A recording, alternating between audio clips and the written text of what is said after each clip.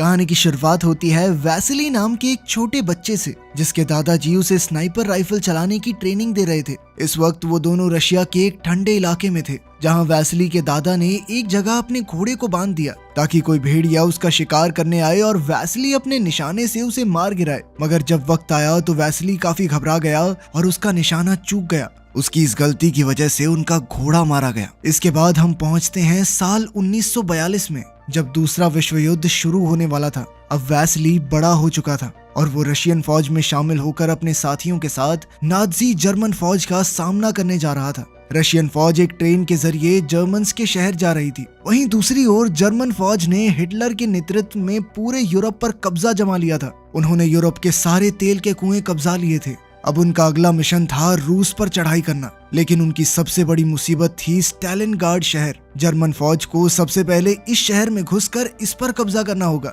इधर रशिया के फौजी भी जल्द ही स्टालिनग्राड शहर में पहुंच गए। तब रशियन कमांडर्स ने फौजियों को हुक्म दिया कि अगर किसी ने भी अपना फर्ज छोड़कर युद्ध से भागने की कोशिश की तो उनके साथी ही उन्हें मार डालेंगे। अगर मौत से बचना है तो उसका एक ही तरीका है, जर्मन फौज को यहाँ से खदेड़ना। इसके बाद रशियन ऑफिसर्स ने फौजियों को कश्तियों में बैठाकर दूसरी तरफ रवाना किया। उस पार जर्मन फौजी मौजूद थे और रशियंस उनका मुकाबला करने जा रहे थे। तभी उनकी नजर नदी पर पड़ी, जो उनके साथी फौजियों की लाशों से भरी हुई थी। ये देखकर वो सब बुरी तरह सहम गए। फिर जैसे ही वो किनारे तक पहुंचने वाले थे तो जर्मन प्लेन्स ने उन पर बॉम्ब्स और गोलियों से धुआंधार हमला कर दिया। जर्मन प्लेन्स ने काफी फौजियों को मार डाला और रशियंस की काफी कश्तियां डूब गई। मगर खुशकिस्मती से वैसिली नदी पार करके किनारे तक आ पहुंचा।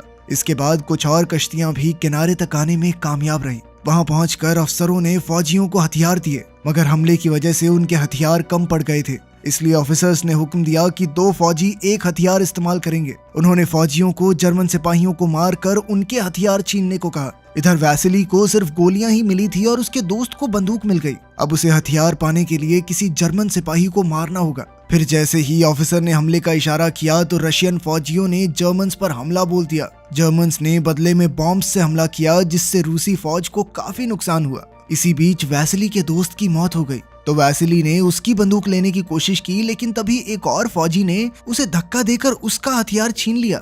इसी दौरान जर्मन फौज रशियंस पर भारी पड़ रही थी, इसलिए उन्होंने जान बचाकर भागने का फैसला किया। मगर वापस मुड़ते ही उनके ऑफिसर्स ने उन पर गोलियां चला दी, क्योंकि वो युद्ध छोड़कर भाग आए थे।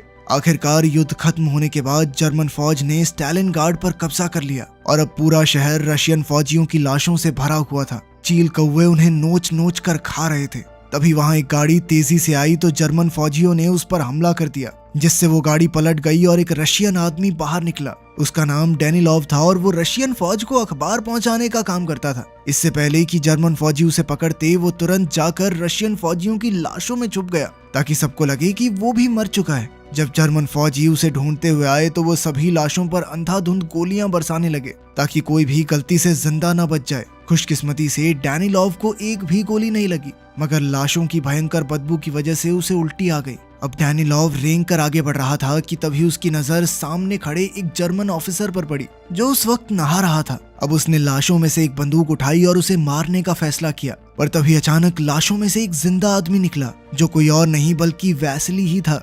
उसने डेनिलोव को ऑफिसर पर गोली चलाने से रोका, क्योंकि अगर उसने अभी गोली चलाई तो जर्मन फौज गोली की आवाज सुनकर वापस वहां आ जाएगी। वैसिली ने उसे एक मिसाइल गिरने का इंतजार करने को कहा, ताकि धमाके की आवाज में किसी को गोली की आवाज सुनाई ही ना दे। साथ ही वैसिली ने उसे बंदूक में डालने के लिए गोलियां दी, मगर अब डेनिलोव को बंदूक चलाने से डर लग रहा था कि कहीं जर्मन फौजी गोली की आवाज न सुन ले। इसीलिए उसने अपनी बंदूक वैसिली को देकर जर्मन ऑफिसर को मारने को कहा। वैसिली ने बंदूक तो ले ली, पर तभी उसे एक गाड़ी आती दिखाई दी, जिसमें इस ऑफिसर की सुरक्षा के लिए फौजी आए थे। खैर वैसिली ने मिसाइल का इंतजार किया और जैसे ही मिसाइल का धमाका हुआ तो उसने कमांडर पर गोली चलाकर उसे मार डाला। किसी को भी गोली की आवाज सुनाई नहीं दी और इसी तरह अगले धमाके की आड़ में उसने एक और फौजी को मार डाला। लेकिन तभी एक फौजी ने वैसिली को देख लिया तो उसने गिरते हुए उसकी तरफ एक बॉम्ब फेंका, मगर वैसिली ने उससे पहले ही उस पर गोली चलाकर उसे मार डाला। अब वहां आखिरी फौजी बचा था तो वो बाकियों को खबर करने के लिए दौड़ा, मगर वैसिली ने खड़े होकर बिना चूके उसे भी गोली मार दी। डेनिलोव उसकी निशानेबाजी और बहादुरी से काफी प्रभावित हुआ। फिर वो दोनों रशियन फौज के हेडक्वार्टर्स पर पहुंचे। जहां डैनिलॉव ने अखबार में वैसिली के बारे में एक आर्टिकल लिखा जिसमें उसने बताया था कि कैसे वैसिली ने 4 जर्मन फौजी और 1 जर्मन कमांडर को मौत के घाट उतार दिया। ये देखकर वैसिली भी अंदर ही अंदर काफी खुश हुआ। तभी वहां रशियन लीडर स्टालिन का खास आदमी ख्रुश्चेव आया। वो रशियन कमांडर से काफी नाराज था क्योंकि उसने रशियन सिपाहियों को जर्मन्स के हाथों मरने के लिए मौत के मुंह में धकेल दिया था। ख्रुश्चेव ने उससे कहा कि अगर स्टालिन को पता चला कि उसने रशियन फौजियों के साथ क्या किया है तो वो उसे कुत्ते की मौत मारेगा, इसीलिए बेहतर यही होगा कि वो चुपचाप यहाँ से भाग जाए। फिर जैसे ही ख्रुश्चेव कमांडर के ऑफिस से बाहर आया तो सभी फौजियों को गोली चलाने की आवाज सुनाई थी और वो समझ गए कि कमांडर मर चुका है। अब ख्रुश्चेव ने ऑफिसर्स से फौजियों का हौसला बढ़ाने का तरीका पूछा ताकि वो नाजी जर्मन्स का मुकाबला करके स्टालिनग्राड को वापस अपने पास ला सकें। तब डैनिलॉव ने ख्रुश्चेव से कहा कि सिपाहियों को जबरदस्ती जंग में फेंकना सही नहीं रहेगा। उन्हें ऐसे सिपाहियों को प्रमोशन देना चाहिए जिन्होंने जर्मन्स का डटकर सामना किया है, जिससे बाकी फौजियों का हौसला बढ़ेगा। ख्रुश्चेव को उसका आइडिया काफी अच्छा लगा और उसने ऐसा ही करने का फैसला किया। जल्द ही डैनिलॉव भागता हुआ वैसिली के पास पहुंचा और उसे बताया कि उन दोनों का प्रमोशन हो गया है। अखबार में छपी वैसिली की कहानी को पढ़कर देश के सभी लोग उसकी बहादुरी की तारीफ करने लगे। स्नाइपर बनने के बाद वैसिली ने 33 जर्मन सिपाहियों को मार गिराया और 13 जर्मन कमांडर्स को इस्तीफा देने पर मजबूर कर दिया। इसके बाद हम देखते हैं कि एक दिन वैसिली एक जर्मन कमांडर पर निशाना साध कर बैठा था, पर जैसे ही वो गोली चलाने लगा तो एक बच्चा उसके सामने आ गया, जिससे वैसिली का ध्यान भटक गया और वो कमांडर को मारने से चूक गया। इस बच्चे का नाम साशा था। वो एक रशियन बच्चा था जो वैसिली की बहादुरी की कहानियां सुनकर उसे अपना हीरो समझता था। साशा उसे अपने साथ अपने घर ले आया तो उसकी माँ ने वैसिली की बहुत आवभगत की। कुछ देर बाद ही डैनिलॉव और तान्या नाम की एक खूबसूरत लड़की भी वहाँ आई। वो छुपकर आम लोगों को जर्मन फौजियों से बचाने का काम करती थी। वो साशा की पड़ोसन थी और जर्मन भाषा बहुत अच्छे से जानती थी। जब डैनिलॉव ने उसे पहली बार देखा तो तान्या पर उसका दिल आ गया, मगर तान्या वैसिली की बहादुरी के कारण उसे पसंद करती थी। खैर, इसके बाद हम जर्मन कमांडर को देखते हैं जिसने दुनिया के सबसे बेहतरीन स्नाइपर को इनविटेशन भेजा था। उसका नाम था क्विन। जब क्विन वहां पहुंचा तो जर्मन मिलिट्री हेडक्वार्टर्स के कमांडर ने उससे मुलाकात की और उसे बताया कि एक रशियन स्नाइपर ने उनके कई सैनिकों को मार डाला। अब उसने क्विन से कहा कि जल्द से जल्द इस रशियन स्नाइपर को खत्म कर दो। क्विन तुरंत ही अपने काम पर लग गया, जिसके बाद ये खबर फैल गई कि एक जर्मन स्नाइपर ने जबरदस्त निशाने से 5 रूसी फौजियों को मार गिराया। वहीं दूसरी ओर वैसिली सो रहा था तो उसके दोस्त ने उसे जगाकर बताया कि स्टोरेज की जगह पर कोई परेशानी है। उसने वैसिली से कहा कि उन्हें बाहर जाकर इस मुसीबत का हल करना होगा। जब वैसिली 2 लोगों के साथ बाहर गया तो उसे खिड़की के पीछे एक आदमी सोता दिखाई दिया। उसने उस पर निशाना लगाकर गोली चला दी और अपने एक साथी के साथ उसे देखने गया। उसका दूसरा साथी अभी भी नीचे ही था, पर जैसे ही वो दोनों वहां पहुंचे तो उन्होंने देखा कि ये कोई आदमी नहीं बल्कि पुतला था। इसी दौरान एक जर्मन स्नाइपर ने नीचे वाली मंजिल पर रह गए उनके दोस्त को मार गिराया। तभी वैसिली की नजर जमीन पर पड़ी एक सिगरेट पर गई और उसे एहसास हुआ कि यहाँ कोई और भी मौजूद है। इसी दौरान जर्मन प्लेन्स ने स्टालिनग्राड शहर पर बॉम्ब्स और मिसाइल्स से हमला करना शुरू कर दिया। ये देखकर वैसिली का साथी डरकर भागने लगा, पर जर्मन स्नाइपर ने चालाकी से उसे भी मार दिया। इधर वैसिली बमबारी के दौरान भी उसी बिल्डिंग में छुपा रहा। इसके बाद हम क्विन को देखते हैं जो अखबार पढ़ रहा था और साशा उसके जूते साफ कर रहा था। उसने साशा को अखबार देकर उसे जर्मन भाषा में समझाने को कहा। साशा ने बताया कि इसमें वैसिली की निशानेबाजी और उसकी बहादुरी के बारे में लिखा है। तब उस नादान बच्चे ने बातों बातों में क्विन को बता दिया कि वो वैसिली का बहुत बड़ा फैन है और वो उससे मिल भी चुका है। वहीं दूसरी ओर वैसिली मिलिट्री हेडक्वार्टर्स पहुंचा जहां डैनिलॉव पहले से मौजूद था। वहां उसकी मुलाकात कैलिकॉव नाम के एक और स्नाइपर से हुई जिसने उसी जर्मन स्नाइपर क्विन से निशानेबाजी सीखी थी। जल्द ही वैसिली ने डैनिलॉव से मिलकर उसे बताया कि उसके दोनों साथी मारे गए। उसने बताया कि जिस स्नाइपर ने उन पर हमला किया था वो बार बार अपनी जगह बदल रहा था, इसलिए वैसिली उसे पहचान नहीं सका। तब डैनिलॉव समझ गया कि ये स्नाइपर कोई और नहीं बल्कि क्विन ही था। डैनिलॉव ने वैसिली को बताया कि क्विन उसके बारे में सब कुछ जानता है और उसे ही मारने के मकसद पर यहाँ आया है। फिर अगले दिन वैसिली ने सपने में उसी बचपन वाली घटना को देखा जब भेड़िए ने घोड़े को मार डाला था। तभी अचानक कैलिकॉव ने उसे नींद से जगाकर बताया कि अभी उसने एक अंडरकवर स्नाइपर को देखा। अब वो दोनों देखने गए कि माजरा क्या है तो पता चला कि वहाँ दुश्मनों का हमला हुआ था, इसीलिए वो तुरंत बिल्डिंग से बाहर आ गए। उसी दौरान जर्मन फौजियों ने उन पर तीर चला दिए, पर खुशकिस्मती से वो बचकर भाग निकले। इसके बाद वैसिली ने सिग्नल की तारें काट डाली ताकि जर्मन फौजी हेडक्वार्टर्स में फोन करके और फौजियों को ना बुला सकें। फिर वो एक जगह से दूसरी जगह भाग रहे थे कि तभी उनकी नजर एक जर्मन फौजी पर पड़ी जो सिग्नल की तार ठीक करने की कोशिश कर रहा था। लेकिन ये कोई जर्मन फौजी नहीं, उनका ही एक साथी था जिसे क्विन ने पकड़कर जर्मन फौज के कपड़े पहनाकर इस काम पर लगाया था। और कैलिकॉव ने गलती से अपने ही एक साथी को मार डाला क्योंकि उसे लगा कि वो जर्मन सिपाही है। अब कैलिकॉव और वैसिली फिर से अपनी जगह बदलने वाले थे, पर उससे पहले उन्होंने ये देखा कि क्विन आसपास तो नहीं है। तो उन्होंने एक प्लान बनाकर अपने हेलमेट निकाल लिए ताकि क्विन हेलमेट पर निशाना लगाए और वैसिली को उसकी लोकेशन का पता चल जाए। लेकिन क्विन ने उस पर गोली नहीं चलाई तो उन्हें लगा कि क्विन आसपास है ही नहीं। अब जैसे ही वो लोग दूसरी जगह पर कूदे तो क्विन ने कैलिकॉव को मार गिराया और वैसिली जैसे तैसे अपनी जान बचाकर हेडक्वार्टर्स में लौट आया। उसने डैनिलॉव से कहा कि वो क्विन को नहीं मार सकता क्योंकि वो उससे बहुत बेहतर स्नाइपर है, मगर डैनिलॉव ने उसे हौसला देकर कहा कि वो क्विन के बारे में उसे पूरी खुफिया जानकारी लाकर देगा। ये सुनकर वैसिली को थोड़ा हौसला तो आया। वहीं दूसरी तरफ क्विन ने उस छोटे बच्चे साशा को मिठाइयां देकर उससे वैसिली के बारे में सारी जानकारी इकट्ठा कर ली। इसके बाद क्विन चुपचाप उस बिल्डिंग में पहुंच गया जहां वैसिली आने वाला था और वहीं छुपकर उसका इंतजार करने लगा। इधर वैसिली भी इतना तो समझ ही चुका था कि क्विन छुपकर उस पर हमला जरूर करेगा, इसीलिए वो वेंटिलेशन पाइप्स के जरिए आगे बढ़ने लगा। तभी क्विन को पाइप्स में से आवाज सुनाई दी तो उसने अंदर जो भी है उसके बाहर आने का इंतजार किया। जैसे ही वो बाहर आए तो क्विन ने वैसिली के साथी को मार डाला और वैसिली किसी तरह बचते हुए एक इंजन के पीछे छुप गया। साथ ही हड़बड़ाहट में उसके हाथ से बंदूक छूट गई। उसने अपने जख्मी साथी को हेडक्वार्टर्स वापस लौट जाने को कहा। फिर उसने एक चाकू को रस्सी से बांधकर अपनी बंदूक वापस खींचने की कोशिश की, पर उसी पल अचानक क्विन ने गोली चलाकर उसकी रस्सी के ही 2 टुकड़े कर दिए। उसी समय जर्मन आर्मी के प्लेन्स ने वहां बम धमाके शुरू कर दिए, जिस वजह से बिल्डिंग में चारों ओर से कांच गिरने लगा। उनमें से एक कांच में वैसिली की झलक दिखाई दे रही थी तो क्विन उस पर ध्यान से नजर रखने लगा।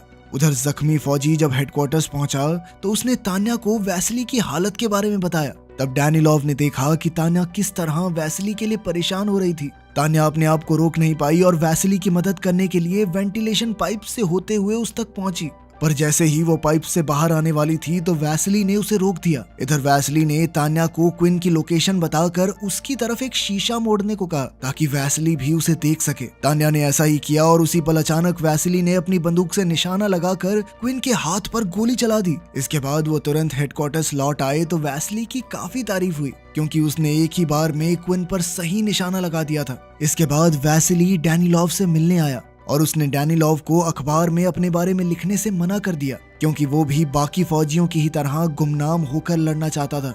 इस पर डैनिलॉव ने कहा कि तुम कोई आम फौजी नहीं बल्कि एक बेहतरीन स्नाइपर हो और जब बाकी फौजी तुम्हारी बहादुरी के किस्से सुनते हैं तो उनमें जोश भरता है उससे। इसके बाद डैनिलॉव ने साशा को बुलाया जो उनके लिए जासूसी कर रहा था। साशा ने वैसिली को बताया कि जब वो क्विन के जूते साफ करता है तो उसे पीली धूल दिखाई देती है। इस तरह की मिट्टी खास तौर पर सिर्फ केमिकल फैक्ट्री में ही मिलती है। साशा रशियन फौज के लिए क्विन की जासूसी करके बेहद खुश था, मगर वैसिली को डैनिलॉव पर गुस्सा आया कि ये तो छोटा बच्चा है, इसे तो नहीं पता, तू इसकी जान खतरे में क्यों डाल रहा है। खैर बाद में साशा वैसिली को उस केमिकल फैक्ट्री में लेकर गया जहां क्विन जाया करता था। जल्द ही वैसिली लाशों के ढेर में छुपकर क्विन का इंतजार करने लगा, मगर थोड़ी देर बाद वो वहीं सो गया। इस दौरान क्विन बिल्कुल उसके सामने से गुजर गया, मगर वैसिली क्या करता, वो तो सो रहा था। वहीं दूसरी ओर जर्मन फौज ने शहर पर हमला बोल दिया था। एक जर्मन फौजी मर चुके फौजियों के पर्स चुरा रहा था तो अचानक क्विन की नजर लाशों में पड़े वैसिली पर पड़ी। उसने वैसिली पर गोली चलाने की कोशिश की लेकिन वो सिपाही उसके निशाने के बीच आ गया।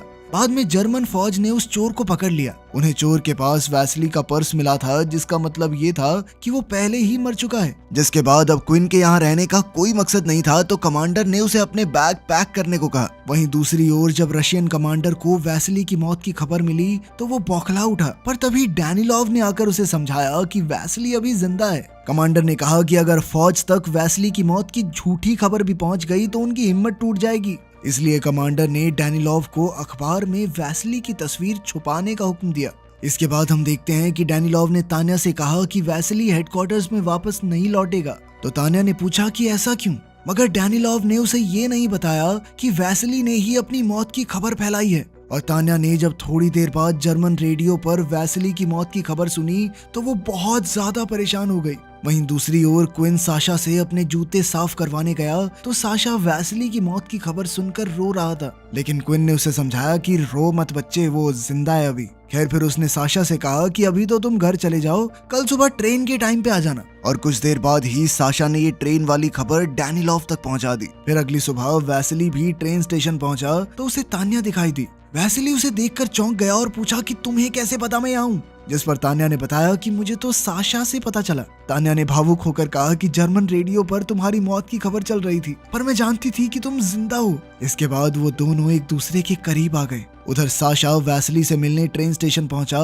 पर क्विन पहले ही उसका इंतजार कर रहा था। क्विन ने हिसाब लगा लिया था कि ये बच्चा रशियन जासूस है। कुछ ही पलों में तान्या ने अपनी दूरबीन से इतना खौफनाक मंजर देखा कि उसके रोंगटे खड़े हो गए। उसने देखा कि उस मासूम बच्चे की लाश बुरी तरह से एक पाइप से लटक रही थी। वो समझ गई कि क्विन ने ही उसे मारा होगा। साशा की मौत से तान्या को गहरा सदमा लगा, मगर वैसली ने उससे वादा किया कि वो क्विन को मारकर साशा की मौत का बदला जरूर लेगा। इसी दौरान जर्मन फौजी शहर में आ घुसे तो रशियन फौजियों ने साशा की मां को कश्ती में बैठाकर नदी के उस पार जाने को कहा, मगर उसकी मां कहने लगी कि वो अपने बेटे के आने से पहले कहीं नहीं जाएगी। तब डैनिलॉव ने उसे झूठ कह दिया कि साशा रशिया को धोखा देकर जर्मन फौज में शामिल हो गया है, पर उसने ये नहीं बताया कि साशा की मौत हो चुकी है। इसके बाद जब वो सब भाग रहे थे तो एक मिसाइल सीधा तान्या के पास आ गिरी और वो बुरी तरह जख्मी हो गई। तब साशा की मां तान्या को एक कश्ती में ले गई ताकि वो हॉस्पिटल में उसका इलाज करवा सके, और उस बेचारी ने अपने मर चुके बेटे के लिए एक नोट छोड़ा कि उस पार जा रही हूँ, जैसे ही मौका मिले तो तुम भी नदी पार करके उधर आ जाना। वहीं दूसरी ओर डैनिलॉव वैसली के पास पहुंचा, जो ट्रेन स्टेशन पर क्विन का इंतजार कर रहा था। डैनिलॉव ने उसे खबर दी कि तान्या की मौत हो चुकी है, जिस पर वैसली फूट फूट कर रोने लगा। इसके बाद डैनिलॉव ने क्विन को ढूंढने के चक्कर में अपनी जान की बाजी लगा दी ताकि बाद में वैसली उसे मार सके। क्विन को तो लगा कि उसने वैसली को मार दिया है, इसीलिए वो नीचे चेक करने लगा, लेकिन तभी उसने देखा कि वैसली सामने से उस पर बंदूक ताने खड़ा था। अब क्विन अपनी मौत के लिए तैयार हो गया और उसने मरने से पहले वैसली की बहादुरी के लिए उसे सैल्यूट किया। आखिरकार वैसली ने उसे मार डाला और फिर क्विन की बंदूक उठाकर डैनिलॉव की कुर्बानी के सम्मान में उसकी लाश पर रख दी। इस घटना के 2 महीने बाद रशियन फौज ने जर्मन्स को हरा दिया। बाद में वैसली हॉस्पिटल पहुंचा तो उसने देखा कि तान्या जिंदा थी। वो उसे देखकर बेहद खुश हुआ। बाद में रशियन फौज ने वैसली के सम्मान में उसकी बंदूक को स्टालिनग्राड म्यूजियम में रखवाया और उधर वैसली और तान्या ने एक दूसरे से शादी करके एक अच्छी जिंदगी बिताई। वीडियो पसंद आई तो लाइक कर देना, चैनल को सब्सक्राइब कर लेना। मिलते हैं अगली वीडियो में।